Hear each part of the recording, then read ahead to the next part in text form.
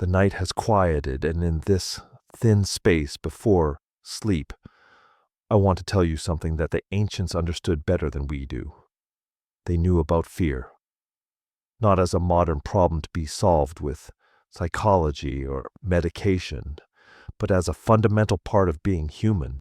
Think about what the Stoic philosophers taught. Marcus Aurelius, Epictetus, Seneca. These men weren't writing from comfortable lives. They were navigating power loss, exile, and uncertainty, and they came to a simple conclusion. Fear itself isn't the problem. What matters is how you respond to it. The ancient warriors knew this too. When a Greek hoplite walked onto the battlefield, his heart was racing. His hands trembled, but he moved forward anyway because he understood something crucial. Courage doesn't mean you're not afraid. It means you act despite the fear.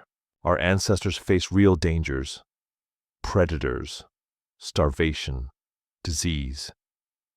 Their bodies developed a response system to keep them alive. When something threatened them, their bodies prepared for fight or flight. This protected them. It saved their lives, but it also limited them. Fear kept them small when they needed to be bold. Here's what I've learned from studying history.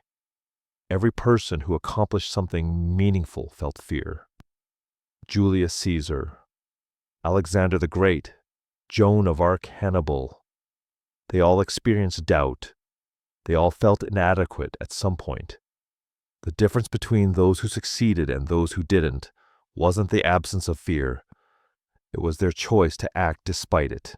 That's the thread that connects all the stories we're about to explore.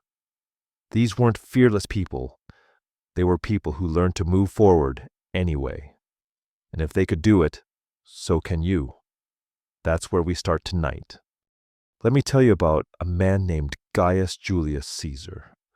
You probably know him as one of history's greatest military leaders, the man who conquered Gaul and became Rome's most powerful figure. But that's not really his story. His story is about something hidden beneath all that power and success. Caesar lived in Rome during the 1st century before Christ. The city thrived on strength, on military prowess, on the ability to command armies and bend enemies to your will. To show weakness in Rome meant death. It meant losing your position, your influence, your life. In that world, Caesar had to be perfect. Or at least he had to appear that way. The problem was that Caesar suffered from epilepsy. In modern times, we understand this as a neurological condition. In ancient Rome, it meant something far darker. People believed epilepsy came from the gods, that it was a curse or a sign of divine punishment. More practically, it meant Caesar could collapse at any moment. His body could betray him in front of his soldiers, his rivals, his enemies. One seizure in the wrong place could destroy everything he'd built. Caesar kept this secret with obsessive care. He couldn't let anyone know. The moment Rome discovered that their general and their leader, their potential rulers, suffered from this condition, everything would change. His enemies would use it against him. His allies would question his fitness to lead. The soldiers who followed him into battle would wonder if their commander might collapse mid-campaign. Fear of exposure consumed him in ways that few people understood. This fear drove him in unexpected directions. He couldn't rely on his body, so he relied on his mind.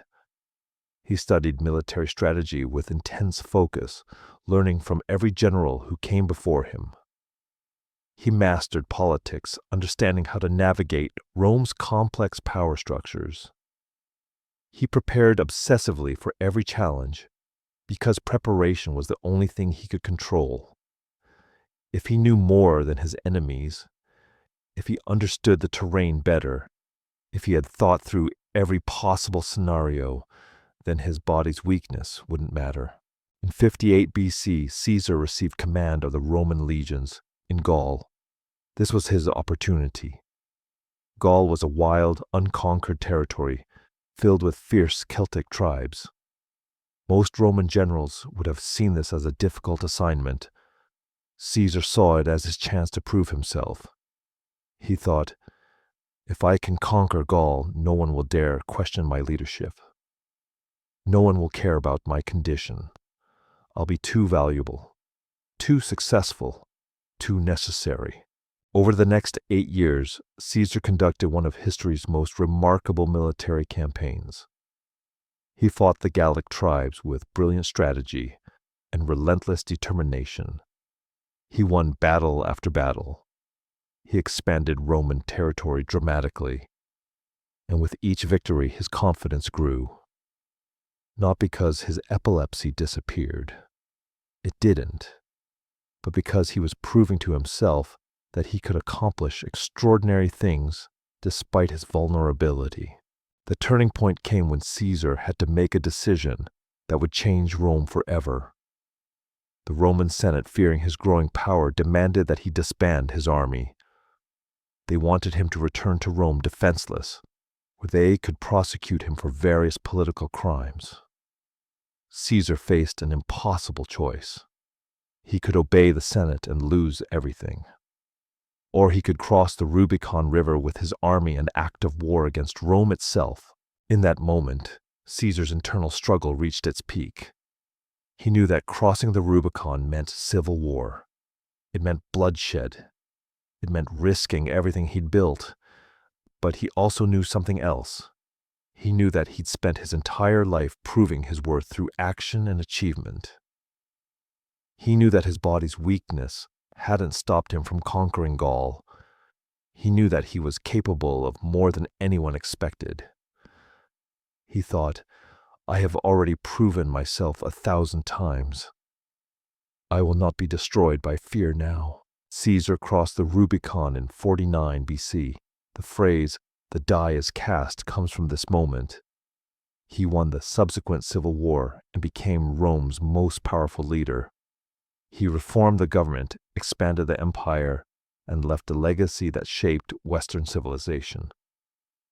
None of this would have happened if he'd let his fear of exposure, his fear of inadequacy, his fear of his own body's weakness stop him.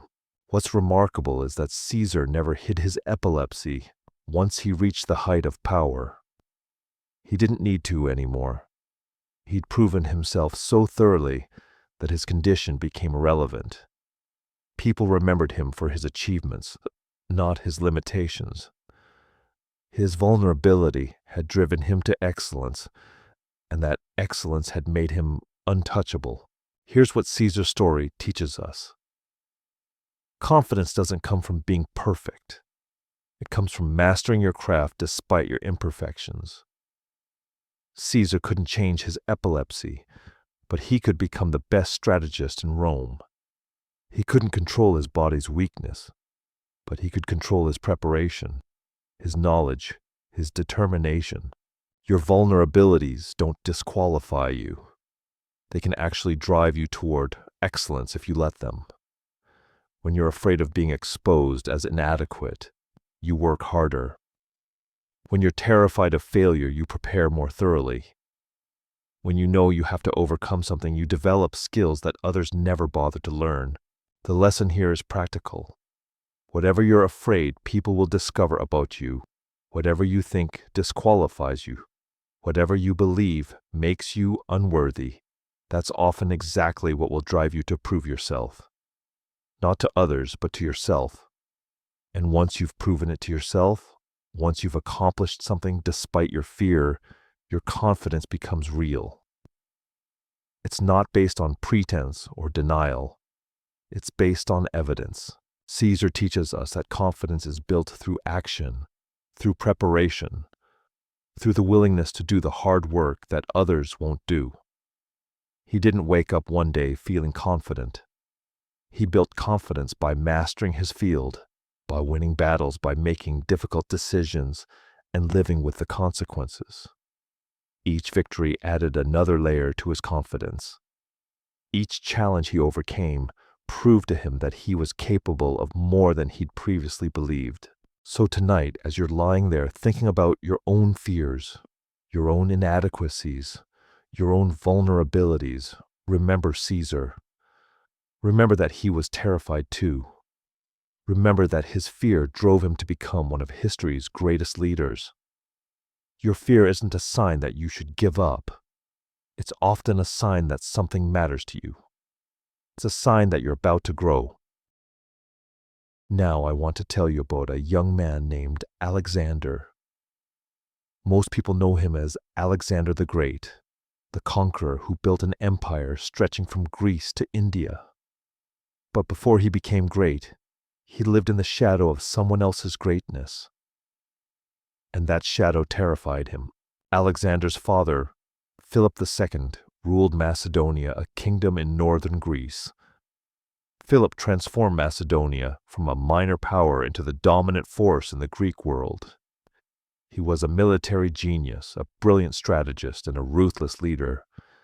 He conquered city after city, expanded his territory relentlessly, and became one of the most feared men in the ancient world. Every person in Macedonia knew Philip's name. Every soldier wanted to serve under him. Every enemy trembled at his approach. Philip had a son. That son inherited the throne, the kingdom, the expectations, and the impossible task of living up to his father's legacy.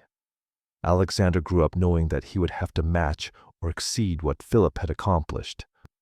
He studied under Aristotle, one of history's greatest philosophers. He learned military strategy from his father's generals. He trained constantly to become a warrior, but none of this erased the fundamental doubt that haunted him. Alexander thought constantly about his father's achievements. Philip had conquered the known world. Philip had defeated every enemy he faced. Philip had built an empire through sheer force of will and military brilliance. How could Alexander possibly do better? How could he possibly be worthy of inheriting such power? The question consumed him during his teenage years and into his early 20s. When Philip died in 336 BC, Alexander inherited the throne at just 20 years old. He wasn't ready. He knew he wasn't ready. His generals questioned his youth and inexperience. His enemies saw an opportunity to strike. The Greek city-states that Philip had conquered began to rebel, thinking that a young, untested king couldn't possibly maintain control. Alexander's internal struggle reached a crisis point. He thought, everyone is watching. Everyone is waiting for me to fail. If I make one mistake, everything my father built will crumble. Instead of retreating into doubt, Alexander made a decision that shocked everyone around him. He decided to do something no one expected. He decided to conquer the Persian Empire. The Persian Empire stretched across 3 continents. It controlled more territory than any power in the known world. Its armies numbered in the hundreds of thousands. Its king, Darius III, commanded resources that dwarfed anything Macedonia possessed. Every military expert in Greece thought Alexander was insane. Conquering Persia wasn't ambitious. It was suicidal. It was the kind of goal that only a fool or a madman would pursue. But Alexander understood something crucial about confidence. He understood that the only way to overcome his doubt about his own abilities was to attempt something so difficult that success would prove his worth beyond question. He couldn't just be a good king. He couldn't just maintain his father's empire. He had to exceed it. He had to do something Philip had never done. In 334 BC, Alexander crossed into Asia Minor with his army. He left behind everything familiar. He committed himself completely to a campaign that could easily have ended in his death and the destruction of his army. His generals followed him because they believed in him, but also because he'd already proven his willingness to take enormous risks. He didn't ask his soldiers to do anything he wouldn't do himself. He fought in the front lines. He bled with them. He suffered with them. Alexander faced Darius III at the Battle of Issus in 333 BC. The Persian army outnumbered his forces significantly. Darius commanded an enormous force with superior numbers and resources. By every rational calculation, Alexander should have lost. But Alexander had prepared thoroughly. He understood the terrain. He'd studied Persian tactics. He'd positioned his forces strategically. When the battle began, Alexander's confidence in his preparation translated into decisive action. His army defeated the Persians decisively. 3 years later, Alexander faced Darius again at the Battle of Gaugamela in 331 BC. This time Darius brought an even larger force. He brought war elephants' chariots and hundreds of thousands of soldiers. Alexander's army numbered perhaps 40,000. The disparity in numbers was staggering. Alexander's generals urged caution. Some suggested retreat, but Alexander had learned something from his previous victories. He thought, "I have already proven that I can defeat the impossible. I have already shown that my strategy and courage can overcome superior numbers. Why should this be different?" Alexander charged directly at Darius, breaking the Persian line through sheer audacity and brilliant tactical maneuvering. Darius fled the battlefield. The Persian Empire collapsed. Alexander had accomplished what everyone said was impossible. He'd exceeded his father's achievements. He'd proven that he was worthy of the power he'd inherited. But something interesting happened after Alexander's victories. His confidence didn't stop growing. It became something different. It became almost dangerous. He began to believe that he was invincible, that he could accomplish anything, that normal limitations didn't apply to him. He pushed deeper into Asia, conquering more territory, fighting more battles. He wanted to reach the edge of the world. He wanted to prove that there were no limits to what he could achieve. His soldiers eventually refused to go further. They were exhausted. They wanted to go home. Alexander's confidence had carried him so far that he'd lost touch with reality. He thought, "I have conquered everything. Why should I stop now?" But his army's refusal forced him to turn back. He died in Babylon in 323 BC, at just 32 years old, still believing he had more to conquer. Alexander's story teaches us something complex about confidence. It shows us that your greatest fear often points toward your greatest potential. Alexander was terrified of being ordinary, of failing to match his father's achievements, of being exposed as unworthy. That fear drove him to attempt the impossible. It pushed him to conquer the Persian Empire. It made him one of history's most remarkable figures. But Alexander's story also shows us the danger of confidence without wisdom. His early confidence came from preparation, from studying his enemy, from understanding his limitations and working within them. His later confidence came from success itself. He'd won so many battles that he began to believe he couldn't lose. He stopped listening to his generals. He stopped considering the possibility of failure. His confidence became arrogance. The lesson here is nuanced. Confidence built through action and preparation is powerful. It allows you to attempt difficult things. It gives you the courage to face challenges that others won't face. But confidence also requires humility. It requires the willingness to acknowledge your limitations. It requires the wisdom to know when to push forward and when to accept that you've reached your limit. Alexander teaches us that you don't have to be born confident. You don't have to start with certainty about your abilities. You can start with doubt, with fear, with the sense that you're unworthy. And then you can take action. You can attempt something difficult. You can prove to yourself that you're capable of more than you believed. Each victory builds on the previous one. Each challenge you overcome increases your confidence. But he also teaches us that confidence without reflection becomes dangerous. The most confident people aren't those who never doubt. They're those who doubt, take action, learn from the results, and adjust accordingly. They maintain enough humility to listen to others.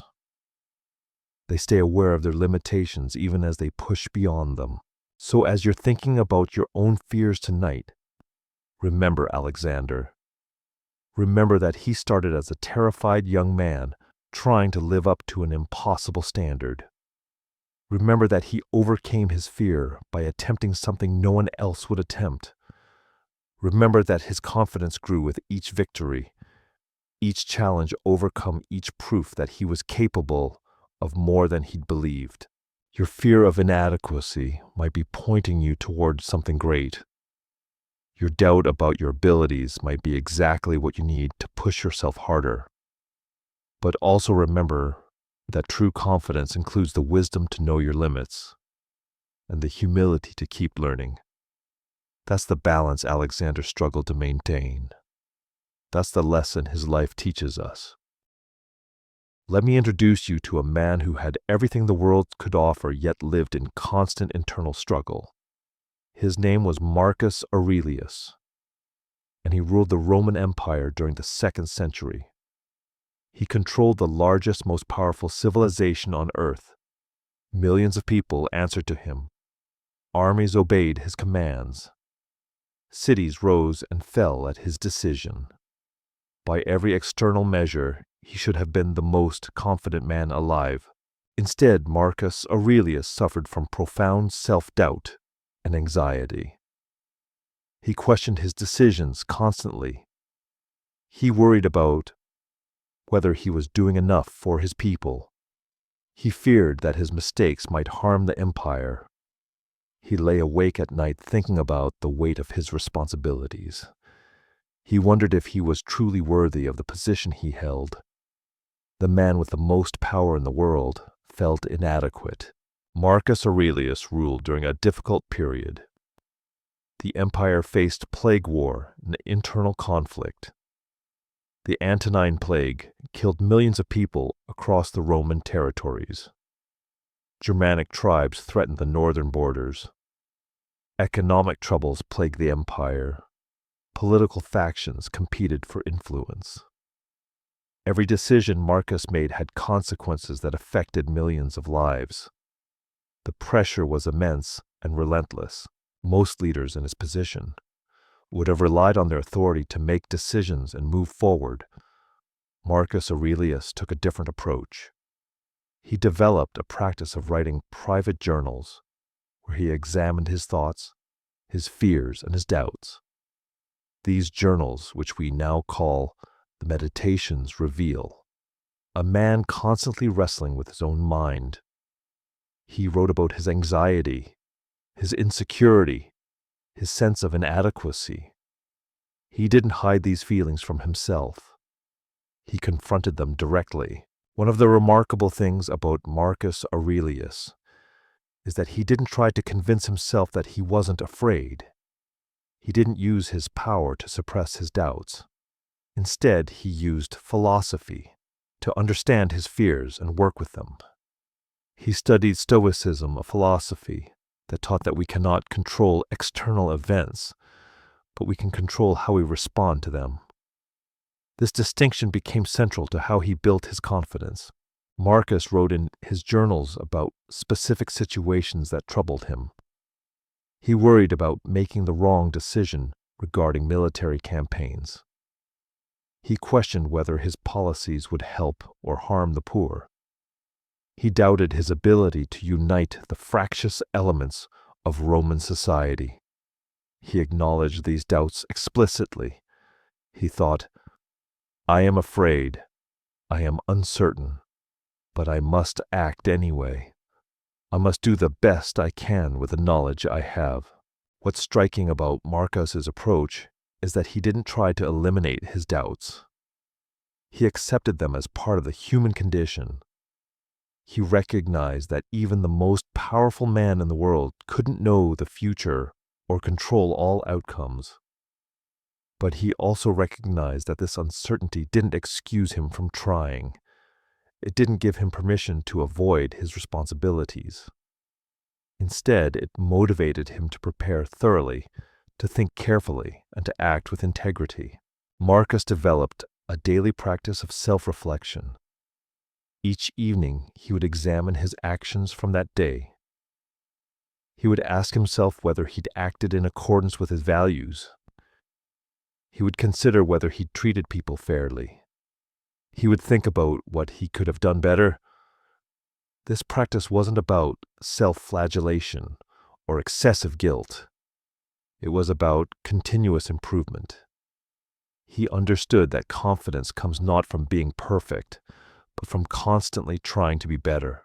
He also wrote extensively about the limits of his control. He recognized that he couldn't control whether his military campaigns succeeded. He couldn't control whether the plague would spread or stop. He couldn't control whether people would appreciate his efforts or criticize them. But he could control his effort, his intention, and his character. He could control whether he tried his best. He could control whether he acted with integrity. This distinction liberated him from the paralyzing anxiety of trying to control everything. Marcus faced a major crisis when the plague swept through the empire. Millions died. Cities were devastated. The economy suffered. People looked to him for answers and solutions. He had none. No one did. The plague was beyond anyone's control. Marcus could have despaired. He could have given up. Instead, he continued to do what he could. He organized relief efforts. He made decisions about how to allocate resources. He maintained his presence and leadership, even though he couldn't solve the fundamental problem. In his journals, Marcus wrote about this experience. He acknowledged his fear that his efforts wouldn't be enough. He admitted his doubt about whether his decisions would help. But he also recognized that doing nothing would certainly fail. So he acted despite his uncertainty. He made decisions despite his doubt. He led despite his fear. And through this process, his confidence grew. Not because the plague ended or the crisis resolved, but because he proved to himself that he could maintain his integrity and effort even in the face of circumstances beyond his control. Marcus also faced military threats from Germanic tribes along the northern border. He spent much of his reign on military campaigns, fighting to defend the empire. He wasn't a natural warrior like Alexander. He was a philosopher who had to become a military leader. He had to learn strategy, manage armies, and make life and death decisions. He did all of this while maintaining his philosophical practice and his journals. He thought, I am not naturally suited for this, but I must do it anyway. I must learn what I need to learn. What emerges from studying Marcus's life is a picture of confidence built through self-knowledge rather than external success. He didn't become confident because his military campaigns always succeeded. They didn't. He didn't become confident because the plague ended or the empire prospered. These things didn't happen according to his wishes.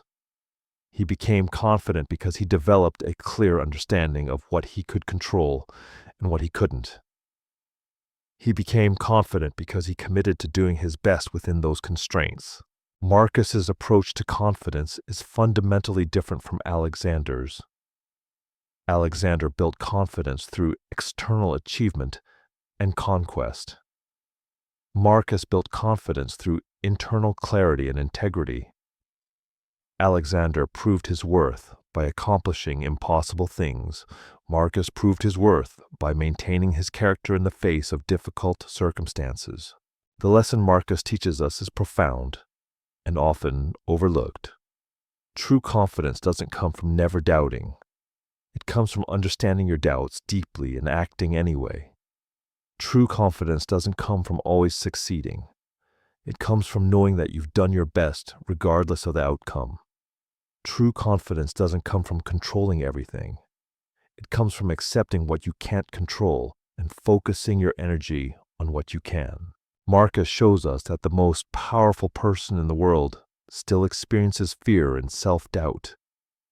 This is important to understand. You might think that once you reach a certain level of success or achievement, the doubts will disappear. They don't. The doubts change form, but they persist. What changes is your relationship to the doubts. You learn to acknowledge them without being controlled by them. You learn to act despite them. Marcus also teaches us the value of self-reflection and honest self-assessment. He didn't have a therapist or a counselor. He had his journals. He had his philosophy. He had his daily practice of examining his thoughts and actions. Through this practice, he developed self-knowledge. And self-knowledge is the foundation of genuine confidence.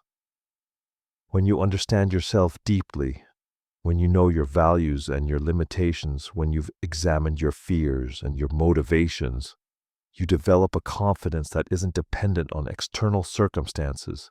The confidence Marcus developed allowed him to rule the empire for nearly 20 years with integrity and thoughtfulness.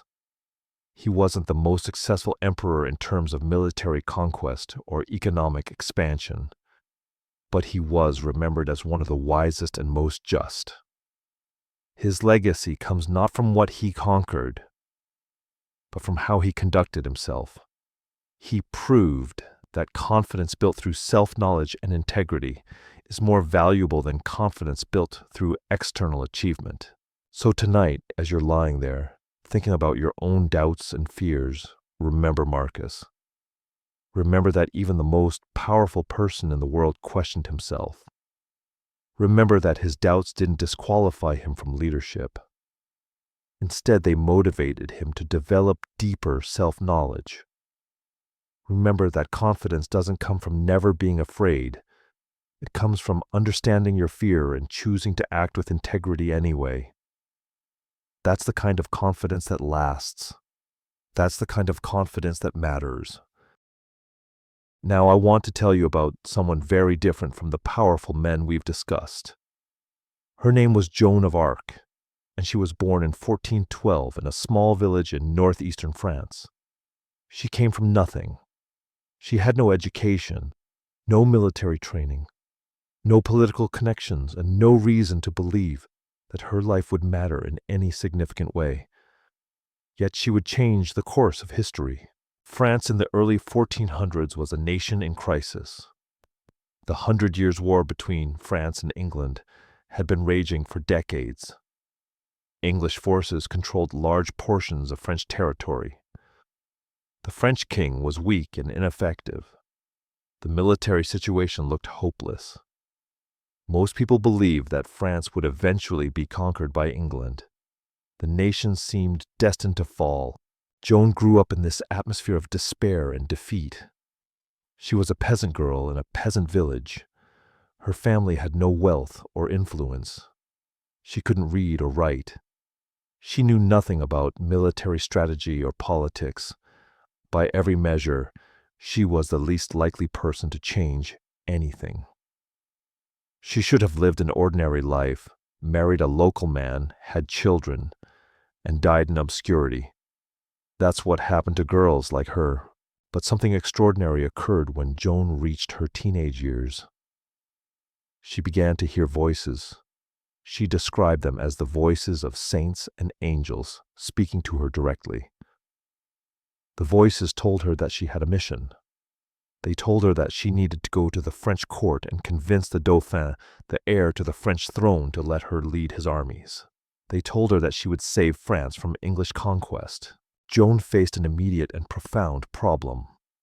She thought, I am hearing voices. Either I'm going mad or something miraculous is happening. If I tell anyone about this, they will think I'm insane. They will lock me away or worse. But if I don't tell anyone, I can't fulfill this mission. How can I convince the Dauphin to listen to a peasant girl who claims to hear divine voices? She decided to trust the voices. She decided to act on what she believed she'd heard, even though doing so risked everything. She left her village and made her way to the court of the Dauphin. She had no introduction, no credentials, no reason for anyone to take her seriously. She was a teenage girl with no education, no family connections, and a claim that sounded like the ravings of a madwoman. Yet somehow she convinced people to listen to her. Her conviction was so absolute, her certainty so complete, that people believed her. The Dauphin agreed to let her accompany his armies. He gave her armor and a horse. He allowed her to ride into battle alongside his generals.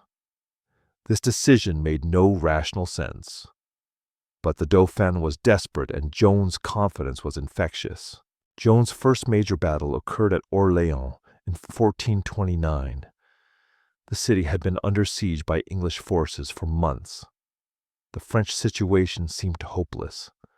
The English had superior numbers and superior defensive positions. Military experts believed the city would fall. But Joan rode into battle with absolute conviction. She believed that God had sent her to save France. She believed that victory was inevitable. She believed that the English would be defeated.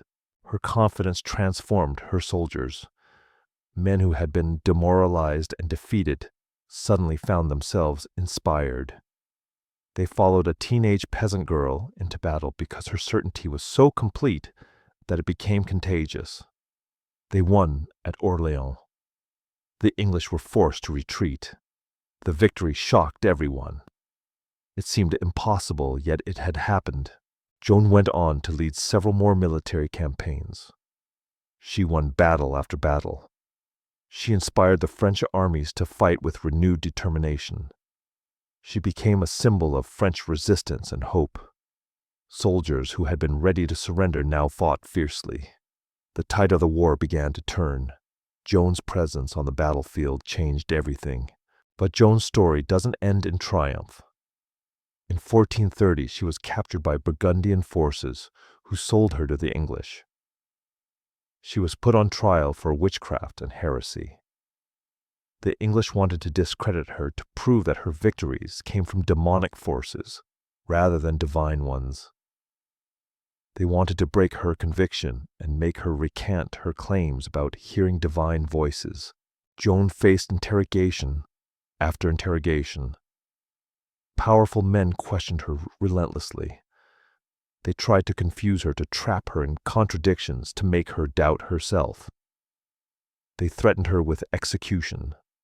They told her that if she would simply admit that she was deluded, that she hadn't really heard voices, that she was just a confused peasant girl, they would spare her life. All she had to do was renounce everything she believed.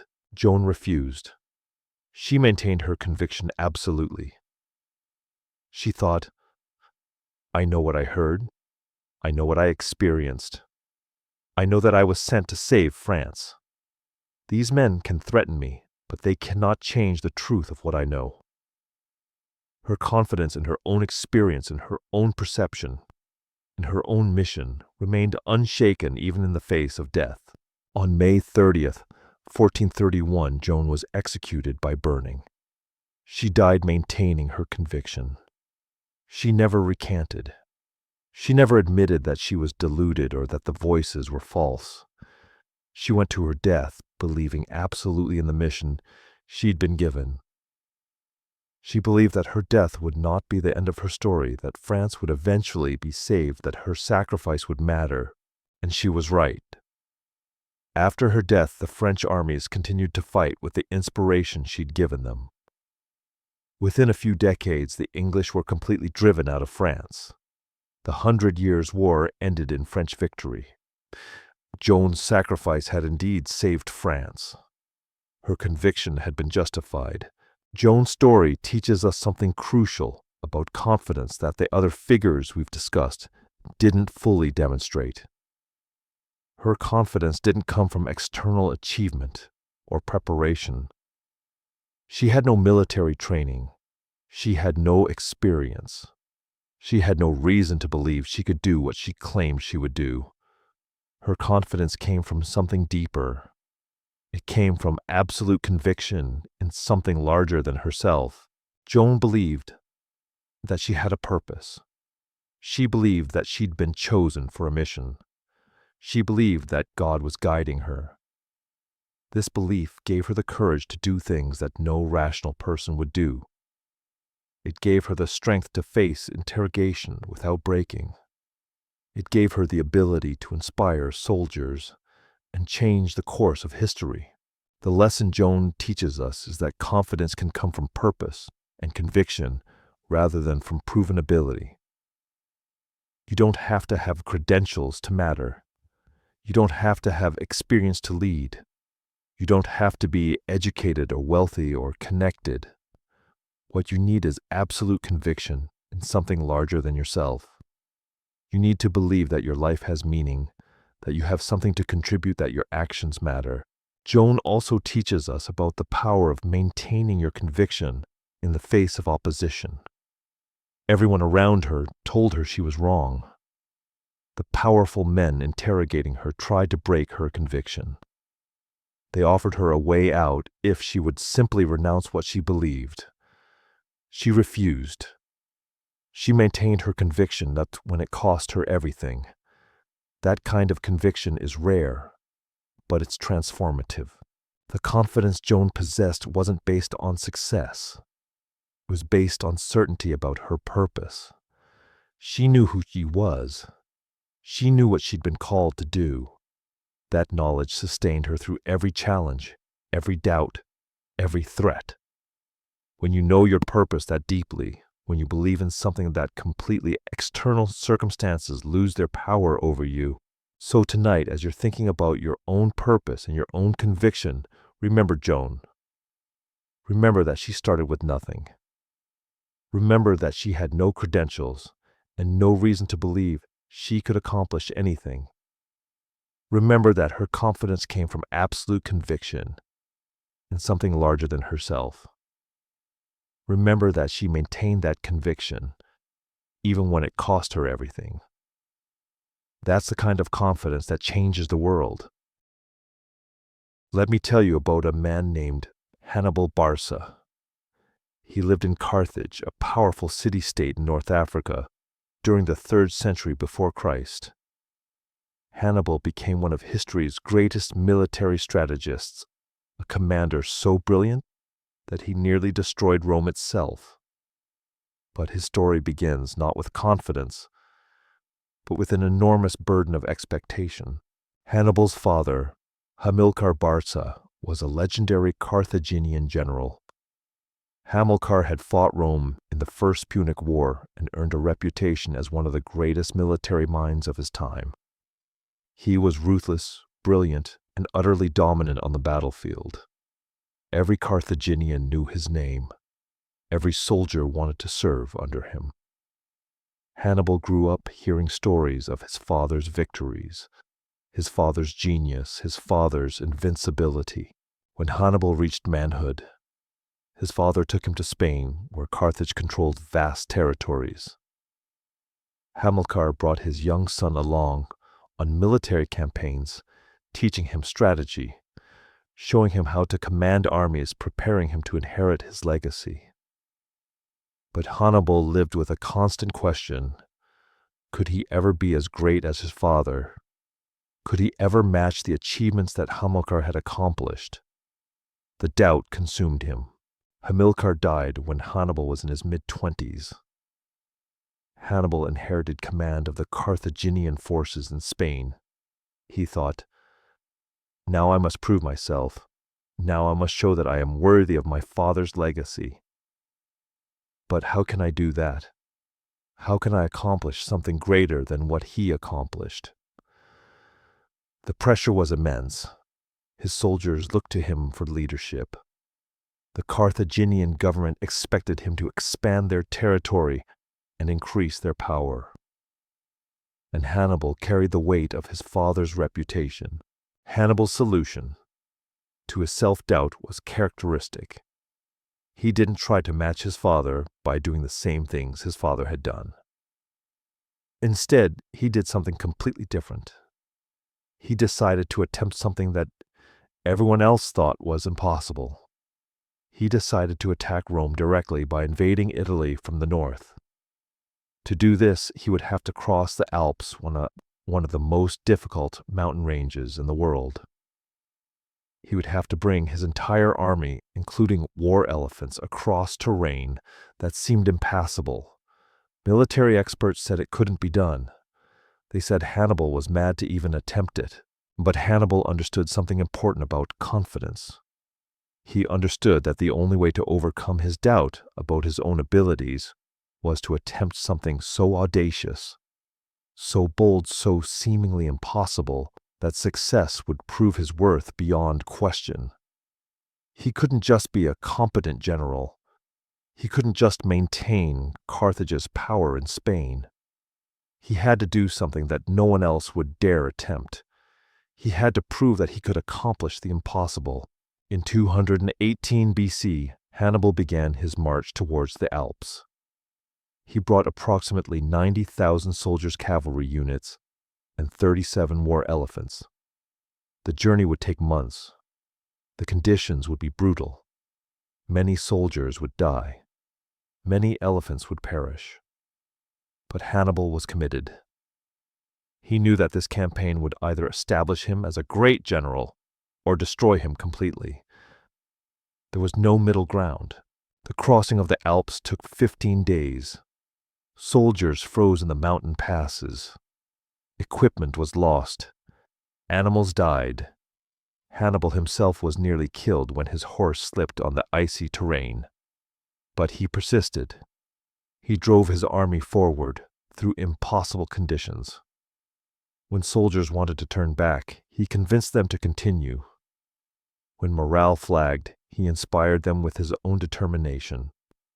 He thought, "I have already committed to this. I cannot turn back now. I must push through." When Hannibal emerged from the Alps with his remaining forces, he had accomplished something no one else had ever done. He had brought an army across one of the world's most difficult mountain ranges. He had lost soldiers and equipment, but he'd kept his army intact. He'd proven that the impossible could be accomplished through determination and bold action. But the real test came when Hannibal faced the Roman legions. Rome controlled the Italian peninsula. Rome had the largest, most powerful military force in the world. Rome had unlimited resources and the ability to raise new armies if one was defeated. Hannibal had a limited force that had just endured a brutal journey. By every rational measure, Rome should have crushed him easily. Yet Hannibal defeated Roman army after Roman army. At the Battle of Trebia in 218 BC, he defeated a larger Roman force. At the Battle of Lake Trasimene in 217 BC, he achieved an even more stunning victory. At the Battle of Cannae in 216 BC, he orchestrated one of the greatest military victories in history. He defeated a Roman army that outnumbered his forces, using brilliant tactical maneuvering and strategic innovation. His confidence in his own abilities, built through the successful crossing of the Alps, and his early victories allowed him to attempt maneuvers that other generals would never risk. Hannibal's victories shocked the Roman world. People who had believed Rome was invincible suddenly realized that Rome could be defeated. Hannibal's name became legendary. Cities that had supported Rome began to defect to Carthage. The Roman government panicked. They realized that they faced an enemy unlike any they'd encountered before. Hannibal had proven that he could accomplish the impossible. But Hannibal's story doesn't end in triumph. Despite his military victories, he couldn't defeat Rome politically. Rome had superior resources and the ability to raise new armies. Carthage, meanwhile, couldn't send him adequate reinforcements. The government in Carthage became jealous of his success and reluctant to support him fully. Hannibal won battle after battle, but he couldn't win the war. He spent years fighting in Italy, winning victories, but unable to deliver the final blow that would destroy Rome. Eventually, Rome sent a general named Scipio Africanus to face Hannibal. Scipio had studied Hannibal's tactics carefully. He understood how Hannibal thought. He developed strategies specifically designed to counter Hannibal's approach. At the Battle of Zama in 202 BC, Scipio defeated Hannibal. It was Hannibal's first major defeat. After years of victories, he finally lost. Hannibal's confidence, which had been built through audacious action and repeated success, couldn't survive this defeat. He fled Carthage and spent his remaining years in exile, moving from place to place, never able to return home. He died in exile around 183 BC, still remembered as one of history's greatest generals, but unable to achieve his ultimate goal of destroying Rome. Hannibal's story teaches us something important about confidence and bold action. His confidence grew through attempting what seemed impossible and succeeding. The crossing of the Alps proved to him that he could accomplish extraordinary things. His victories against Rome proved that he could defeat enemies that seemed unbeatable. Each success built on the previous one, creating a confidence that allowed him to take increasingly bold risks. But Hannibal's story also shows us the limits of confidence based purely on success. When he finally faced defeat, his confidence collapsed. He couldn't adapt to failure because his entire sense of self-worth had been built on winning. He'd never learned to maintain his confidence in the face of setback. He'd never developed the kind of internal conviction that Joan of Arc possessed, or the philosophical acceptance of limitation that Marcus Aurelius had cultivated. The lesson Hannibal teaches us is that confidence grows when you attempt what others think is impossible. Bold action in the face of fear creates breakthroughs. When you do something that no one else would dare attempt, when you succeed, despite the odds, your confidence increases exponentially. Each victory makes the next challenge seem more manageable. But Hannibal also teaches us that confidence built purely on external success is fragile. True confidence needs to be grounded in something deeper than winning. It needs to include the ability to fail, to adapt, to continue forward, even when things don't go as planned. The most resilient confidence combines bold action with the wisdom to accept that not everything will work out as you hope. Hannibal's greatest gift to us is the example of someone who overcame his self-doubt by attempting something audacious. He didn't wait until he felt ready. He didn't wait until he had perfect conditions. He decided to do something impossible, and through that attempt, he built the confidence to accomplish remarkable things. His early victories proved to him that he was capable of greatness. That's the power of bold action in the face of fear. So tonight, as you're thinking about what you might attempt despite your doubts, remember Hannibal. Remember that he crossed the Alps with elephants when everyone said it was impossible. Remember that he defeated Rome's greatest armies through innovation and bold tactics. Remember that his confidence grew through action, through attempting what seemed impossible, through proving to himself that he could accomplish extraordinary things. That's how confidence is built. Not through thinking about it, but through doing it. Now I want to tell you about someone whose story is very different from the military leaders we've discussed. Her name was Hypatia, and she lived in Alexandria, Egypt during the 4th and 5th centuries. She was a mathematician, an astronomer, and a philosopher. She taught at the Great Library of Alexandria, one of the most important centers of learning in the ancient world. Her story is about standing for truth in a world that increasingly opposed her. Hypatia was born around 350 AD in Alexandria. Her father Theon was a mathematician and astronomer who taught at the library. He was an unusual man for his time because he believed that his daughter should receive the same education as his sons. He taught Hypatia mathematics, astronomy, philosophy, and rhetoric. He prepared her to become a scholar and a teacher. This was extraordinary. Most women in the ancient world received no formal education at all. Most certainly didn't study advanced mathematics and philosophy. As Hypatia grew older, she became a brilliant scholar in her own right. She made contributions to mathematics and astronomy. She developed new approaches to understanding geometry and planetary motion. She wrote commentaries on important mathematical texts. She became recognized as one of the leading intellectuals in Alexandria. Students came from across the Mediterranean world to study with her. She taught in the library, sharing her knowledge with anyone who wanted to learn. But Hypatia lived during a time of profound religious and cultural change. Christianity was becoming the dominant religion throughout the Roman Empire. In Alexandria, this religious transformation created tension. The old pagan philosophy that Hypatia represented was increasingly seen as heretical and dangerous. Religious authorities began to view philosophers like Hypatia with suspicion. They saw her teaching of pagan philosophy as a threat to Christian faith.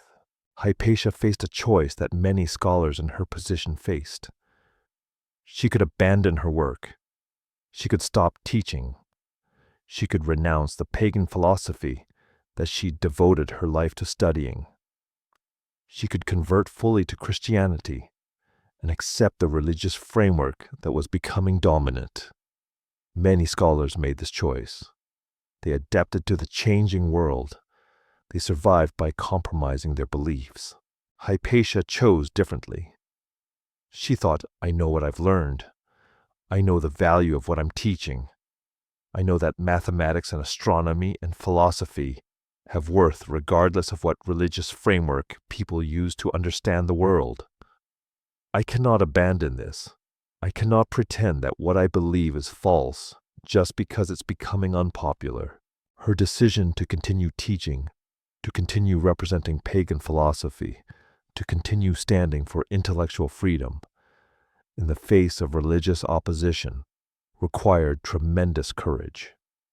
She knew that she was swimming against the current of her time. She knew that powerful religious authorities opposed her. She knew that her position was becoming increasingly precarious. But she also knew that her work mattered. She knew that her students needed what she was teaching. She knew that truth was worth defending. Hypatia developed a reputation as a brilliant teacher and a woman of integrity. She didn't hide her beliefs. She didn't pretend to accept Christianity while secretly practicing pagan philosophy. She was honest about what she believed and what she taught. Her students loved her because she represented intellectual honesty and the pursuit of truth regardless of the consequences. She became a symbol of intellectual freedom in a world that was increasingly intolerant of different perspectives. But her openness about her beliefs also made her a target. Religious authorities in Alexandria grew increasingly hostile towards her. They viewed her as a representative of the old pagan world that they were trying to eliminate. They saw her teaching as a direct challenge to Christian authority. The tension between Hypatia and the religious establishment grew year after year. In 415 AD, the tension exploded into violence. A mob of religious zealots attacked Hypatia. They dragged her from her home or from the street, depending on which historical account you believe. They killed her brutally. Some accounts suggest they burned her body. Others suggest they tore her apart. The exact details are unclear, but the outcome is certain. Hypatia died because she refused to renounce her beliefs and her work. What's remarkable about Hypatia's death is that it didn't end her story. Her students and colleagues remembered her. They preserved her teachings. They continued her work. Over the centuries, as the world changed again, as people began to value intellectual freedom, In the pursuit of knowledge, Hypatia's reputation grew. She became recognized as a martyr for intellectual freedom. She became a symbol of the importance of standing for truth, even when it cost you everything. Hypatia's confidence didn't come from external success or military victory. It came from absolute conviction in the value of her work and her beliefs. She knew that what she was teaching mattered. She knew that mathematics and astronomy and philosophy had intrinsic worth. She knew that intellectual freedom was important. That knowledge sustained her even as the world around her became increasingly hostile.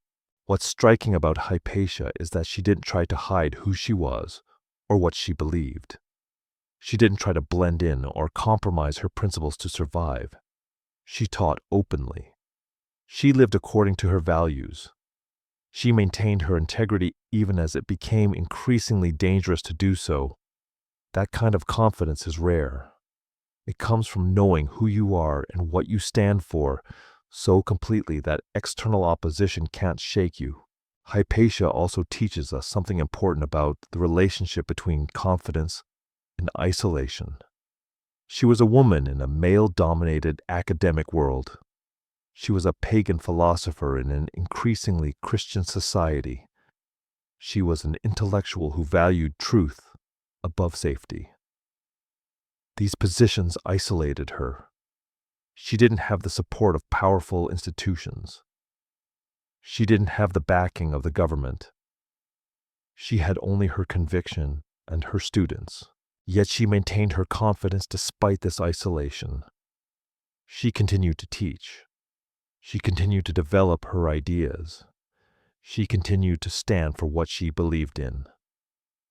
She didn't let the fact that powerful forces opposed her stop her from doing her work.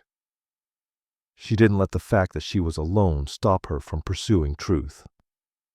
That's a different kind of confidence than what Caesar or Alexander possessed. It's the confidence that comes from knowing your purpose so deeply that you can stand alone if necessary. The lesson Hypatia teaches us is that confidence is standing for what you believe in, even when the world opposes you.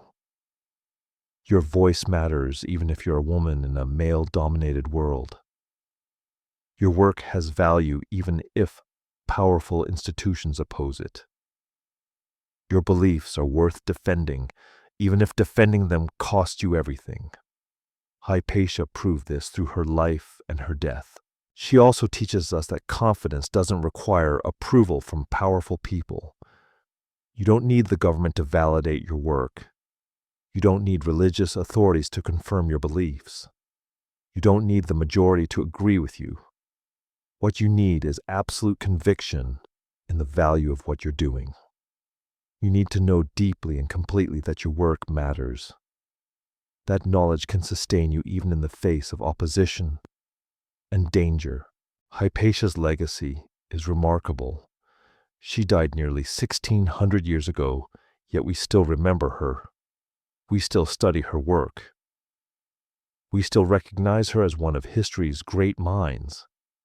Her confidence in her own work, her refusal to compromise her beliefs, her willingness to stand alone for what she believed in. These things ensured that her legacy would survive.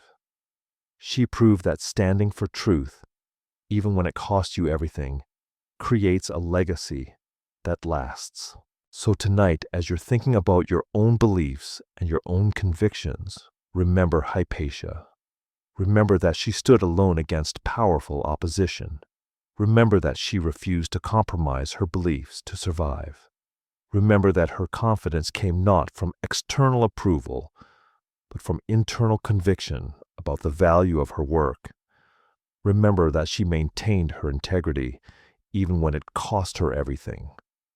That's the kind of confidence that changes the world. That's the kind of confidence that lasts. Let me tell you about a man named Constantine. He was born in 272 AD, and his early life gave him no reason to believe he would ever become powerful. His father, Constantius Chlorus, was a Roman general of some importance, but Constantine's mother was not of noble birth. She was the concubine of Constantius, not his legitimate wife. In the rigid social hierarchy of Rome, this made Constantine illegitimate. It made him an outsider. It meant that his path to power was uncertain at best. Constantine grew up knowing that his birth was a liability. He wasn't the legitimate heir to anything. He had no guarantee of inheriting his father's position or his wealth. He had no noble connections through his mother's family. He had only his own abilities and his determination to prove himself. The question that haunted him throughout his youth was simple but profound. Could he overcome the disadvantage of his birth? Could he become something despite starting with nothing? When Constantine reached manhood, his father Constantius held an important military position in the Roman Empire. Constantine served under his father, learning military strategy and leadership. But he also learned something else. He learned that his illegitimacy would always be held against him. Other officers looked down on him. Nobles questioned whether someone of his birth could truly lead. The doubt about his legitimacy and his worthiness followed him constantly. Constantius died in 306 AD, and Constantine inherited his father's military position. But the Roman Empire at that time was divided among multiple rulers. Constantine controlled only a portion of the empire. Other generals and emperors controlled other regions. The empire was fractured and power was contested. Constantine faced rivals on all sides. He thought, "I have no noble blood to claim. I have no inherited legitimacy. I must prove myself through action. I must win battles. I must gain power through my own abilities." Constantine began a series of military campaigns to expand his territory and consolidate his power. He won battle after battle. He defeated his rivals one by one. He expanded the territory under his control. With each victory, his confidence grew. He wasn't born into power, but he was creating power through his own military skill and determination. He was proving that his illegitimate birth didn't determine his destiny. The crucial moment came in 312 AD at the Battle of the Milvian Bridge. Constantine faced Maxentius, another claimant to the Roman throne. Maxentius controlled Rome itself and had superior numbers. Constantine was outnumbered and fighting far from his home territory. By conventional military calculation, Constantine should have lost. But Constantine had learned through his previous victories that he could accomplish things that seemed impossible through bold action and strategic thinking. Constantine defeated Maxentius decisively at the Milvian Bridge. The victory gave him control of Rome and the western portion of the empire. It was a turning point in his life. He had proven that he could defeat powerful enemies. He had proven that his birth didn't limit his abilities. He had proven that he could accomplish what others thought was impossible. But Constantine's confidence continued to grow through more than just military victories. He made bold political and religious decisions that reshaped the entire Roman Empire. In 313 AD, he issued the Edict of Milan, which granted religious tolerance to Christians and other religious minorities. This was a radical decision. Christianity had been persecuted for centuries. Most Romans viewed Christians with suspicion and hostility. By granting them tolerance and protection, Constantine was making a decision that many powerful people opposed. Constantine's decision to embrace Christianity was even more dramatic. He became a Christian himself, making Christianity the favored religion of the Roman Empire. This decision transformed the entire religious landscape of the Western world. It took tremendous confidence to make such a bold choice, knowing that it would anger many traditional Romans who worshiped the old gods. But Constantine believed that Christianity represented the future. He believed that this decision would strengthen the empire. He acted on that belief despite the opposition it generated. Constantine also made the decision to move the capital of the Roman Empire from Rome to a new city that he built on the site of the ancient city of Byzantium. He named this new city Constantinople after himself. This decision was extraordinary. Rome had been the capital of the empire for centuries. Moving the capital was seen as almost sacrilegious by traditionalists. But Constantine believed that the empire needed a new center, a city built according to his vision, a place that would represent the new direction he was taking the empire. The founding of Constantinople in 330 AD was an act of supreme confidence. Constantine was saying to the world, "I will not be limited by tradition. I will not be constrained by what has always been done. I will create something new. I will reshape the empire according to my vision." And he did. Constantinople became one of the greatest cities in the world. It remained the capital of the Byzantine Empire for over 1,000 years.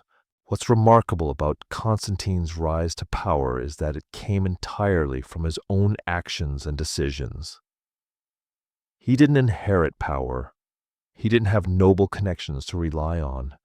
He didn't have the legitimacy that came from being born into the right family. He had only his own abilities, his determination, and his willingness to take bold risks. Each decision he made, each battle he won, each bold political choice he made, built his confidence. Constantine's confidence also came from his willingness to make decisions despite uncertainty. He didn't wait until he was absolutely certain that his choices were correct. He made decisions based on his best judgment, and then he committed fully to those decisions. When he decided to embrace Christianity, he didn't do it halfway. He made it the official religion of the empire. When he decided to move the capital, he didn't hesitate. He built an entire new city. His confidence came from the willingness to commit fully to his decisions and live with the consequences. But Constantine's story also shows us something important about the limits of confidence, based purely on success and power. As he aged, he became increasingly authoritarian. He made decisions that harmed people. He persecuted those who opposed him. His confidence in his own judgment became arrogance. He began to believe that he was always right, that his decisions were always correct, that anyone who disagreed with him was wrong. This kind of unchecked confidence led to decisions that had negative consequences. The lesson Constantine teaches us is that confidence is built through making decisions and living with their consequences. Action creates certainty, not the other way around. You don't need to wait until you feel ready. You don't need to wait until you have perfect conditions. You can start where you are with what you have and take action. Each action you take, each decision you make, each challenge you overcome, builds your confidence. Constantine also teaches us that your background, your birth, your starting point doesn't determine your ending. He was born illegitimate, an outsider with no claim to power. But through his own actions, through his own determination, through his willingness to take bold risks, he became one of history's most powerful figures. He reshaped an entire empire. He changed the religious landscape of the Western world. He founded a city that lasted for over 1,000 years. But Constantine also teaches us that confidence needs to be balanced with humility and wisdom. Confidence based purely on success can become dangerous. It can lead to arrogance and poor decisions. The most resilient confidence includes the ability to listen to others, to acknowledge your limitations, to recognize that you might be wrong. Constantine's later years show us what happens when confidence becomes unchecked arrogance. So tonight, as you're thinking about your own starting point and your own potential, remember Constantine. Remember that he started with nothing. Remember that he had no inherited advantages. Remember that he built his power through his own actions and decisions. Remember that each bold decision he made, each risk he took, each challenge he overcame, built his confidence.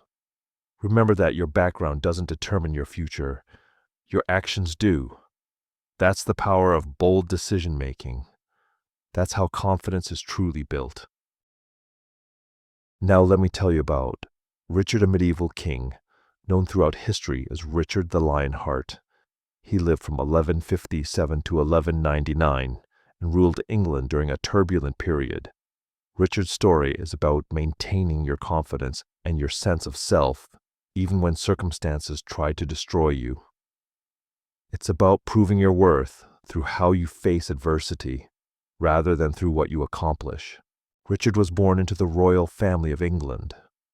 His father, Henry II, was a powerful king who controlled vast territories in England and France. Richard grew up in the shadow of his father's authority, constantly trying to prove himself worthy of his position. Henry II was a demanding man who expected his sons to be warriors and leaders. He pushed Richard hard, testing him constantly, demanding that he prove his strength and his capability. Richard's early life involved military campaigns and political maneuvering. He fought in wars in France, defending his father's territories against rivals. He developed a reputation as a skilled military commander and a fierce warrior. He earned the nickname the Lionheart because of his courage in battle and his willingness to fight alongside his soldiers rather than directing from a distance. But beneath his reputation for courage, Richard carried deep insecurity.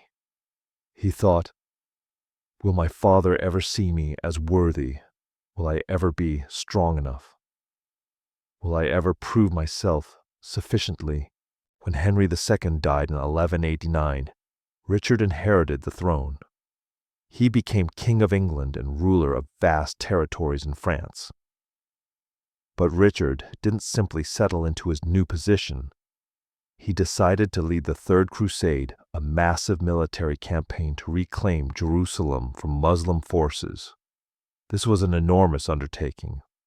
It required organizing armies, raising funds, and committing to years of military campaign. Richard threw himself into this challenge with characteristic intensity. The crusade took Richard away from England for years. He fought battles in the Holy Land. He faced enemies he'd never encountered before. He dealt with the challenges of leading armies in unfamiliar territory. He made decisions that affected thousands of lives. Through all of this, Richard maintained his reputation for courage and military skill. He won battles. He inspired his soldiers.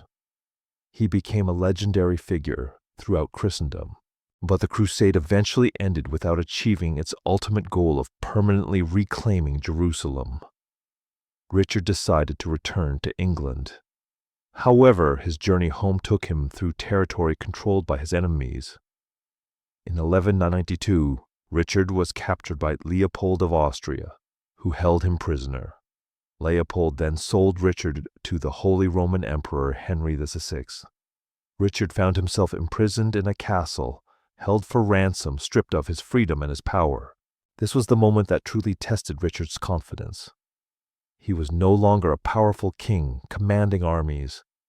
He was a prisoner in a dungeon. He had no control over his circumstances. He couldn't fight his way out. He couldn't command his way out. He could only endure. The question became, who was Richard without his power? Who was he without his army? Who was he without his throne? Richard faced a choice that many prisoners face. He could despair. He could lose hope. He could let his captivity destroy his sense of self. Many men in his position would have broken under the psychological weight of imprisonment. But Richard maintained his dignity. He refused to show weakness to his captors. He refused to let them see him defeated. He thought, I am a king. I am Richard the Lionheart. My captors can hold my body, but they cannot hold my spirit. They cannot make me less than I am. Richard's mother, Eleanor of Aquitaine, worked tirelessly to raise his ransom. The English people contributed enormous sums to secure their king's release. After more than a year in captivity, Richard was released.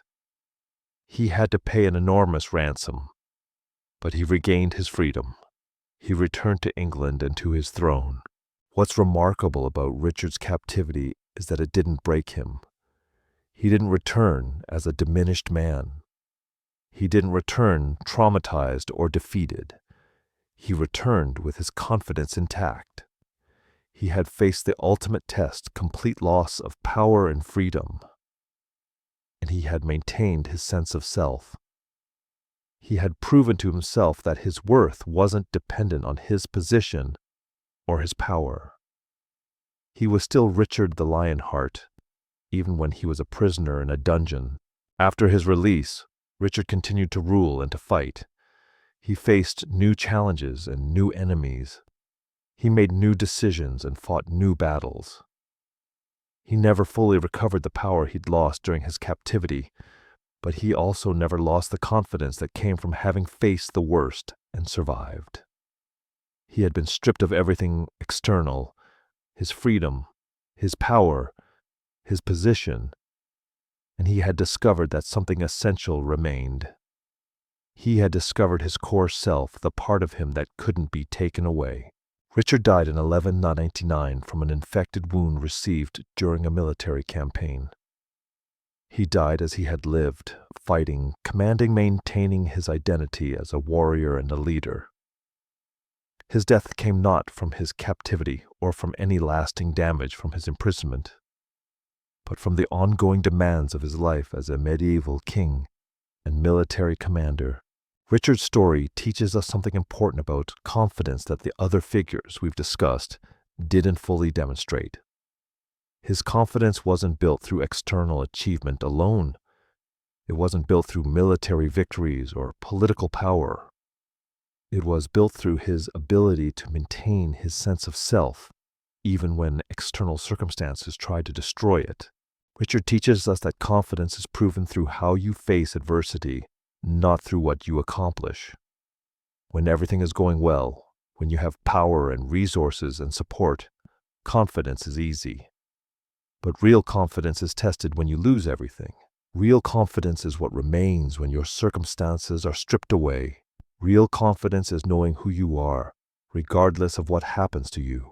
Richard also teaches us that dignity is a form of strength. He couldn't fight his way out of his captivity. He couldn't command his way out. He couldn't use his intelligence or his resources to escape. All he could do was maintain his dignity. All he could do was refuse to let his captors see him broken. That refusal, that maintenance of dignity in the face of powerlessness, became a form of victory. It proved that they couldn't truly defeat him. The lesson Richard teaches us is that your reputation is built by how you face adversity. People remember Richard not primarily for his military victories, though those were significant. People remember Richard for how he maintained himself during his captivity. They remember that he was imprisoned and didn't break. They remember that he was released and didn't return defeated. They remember that he maintained his dignity and his sense of self even when he had no power. Richard also teaches us that confidence doesn't require that everything goes according to plan. The crusade didn't achieve its ultimate goal. His captivity was a humiliation and a defeat. His later years involved ongoing struggles and challenges. Yet Richard maintained his confidence throughout. He maintained his sense of who he was. He refused to let circumstances define him. The confidence Richard possessed was resilient because it wasn't dependent on external circumstances. It wasn't dependent on winning or losing. It wasn't dependent on having power or being powerless. It was dependent on his knowledge of who he was and his refusal to let anyone or anything change that fundamental sense of self. That's the kind of confidence that lasts. That's the kind of confidence that sustains you through the worst circumstances. So tonight, as you're thinking about the challenges you face, about the ways circumstances might try to diminish you, remember Richard. Remember that he was imprisoned and didn't break. Remember that he was stripped of his power and maintained his dignity. Remember that his confidence came from knowing who he was, not from what he could do. Remember that the way you face adversity matters more than what happens to you. That's how you build confidence that lasts. That's how you become someone who can face anything. You've heard 9 stories tonight. 9 different people from different times, different places facing different challenges. But if you listen carefully, you'll notice something they all share. Each one felt inadequate at some point. Each one faced an obstacle that seemed insurmountable. Each one chose to act despite their fear. And each one discovered that confidence grows through action, not through waiting until you feel ready. Caesar hid his epilepsy and mastered his craft. Alexander overcame the shadow of his father's greatness by attempting the impossible. Marcus Aurelius faced his doubts through honest self-reflection. Joan of Arc maintained absolute conviction in her purpose. Hannibal crossed the Alps when everyone said it couldn't be done. Hypatia stood alone for truth. Constantine built power from nothing through bold decisions. Richard maintained his dignity when everything was taken from him. These weren't fearless people. They were people who learned to move forward anyway. They were people who understood that confidence isn't something you're born with. It's something you build one brave choice at a time. Here's what I want you to understand as you're lying there, as your eyes grow heavier, as you drift towards sleep. Your fear is normal. Your doubt is human. Your sense of inadequacy doesn't disqualify you from attempting something meaningful. It actually points toward what you need to do. The things that scare you most are often the things that matter most to you. Think about what you're afraid of right now. Think about what makes you doubt yourself. Think about what you believe disqualifies you from doing something important. Now consider this. What if that fear is pointing you toward your greatest potential? What if your doubt is exactly what will drive you to prepare thoroughly and act boldly? What if your sense of inadequacy is the beginning of something great? The people in these stories didn't wait until they felt confident. They acted despite their fear. And through their actions, they built the confidence that allowed them to accomplish extraordinary things. You can do the same. Not tomorrow. Not someday. But starting right now with the next small choice you make. That's where confidence begins. That's where your story begins. You don't need to conquer an empire or change the course of history. You just need to take one brave step. You just need to do the thing that scares you. You just need to prove to yourself that you're capable of more than you believed. That's how confidence grows. That's how ordinary people become extraordinary. Rest well tonight.